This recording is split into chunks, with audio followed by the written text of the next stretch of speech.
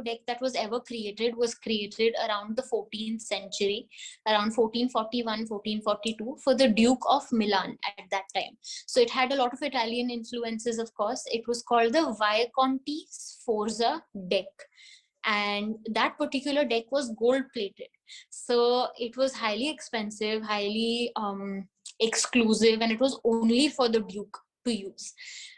There are still, I think, 36, 37 cards from that deck remaining in a museum in Italy right now.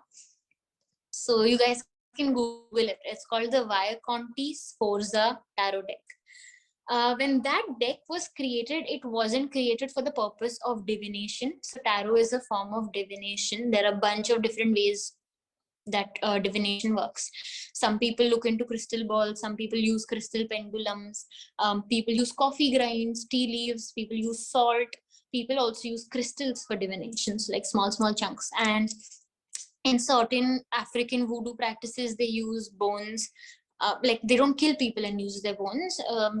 They use bones from already dead animals and stuff, and they repurpose them. There's also a weird African way of divination which entails boiling a donkey's head. I don't know how that works. I'm sorry. I really have no idea how that one works. So these are all forms of divination, and tarot is the easiest, most widespread form of divination. Then we have a tarot system called the Tarot of Marseille. So the Tarot of Marseille is really popular among Italian folk magic practitioners and Italian tarot readers because it has a lot of Italian tarot in it. Even though it has been republished a lot of times, so you can still find them on Amazon, but it's not as widely used.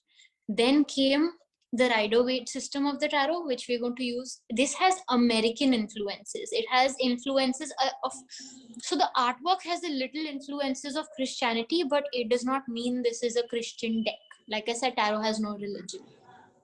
And then after this came the Thoth Tarot, the Thoth, the Thoth Tarot, which was created by a magician slash witch slash sorcerer called Aleister Crowley.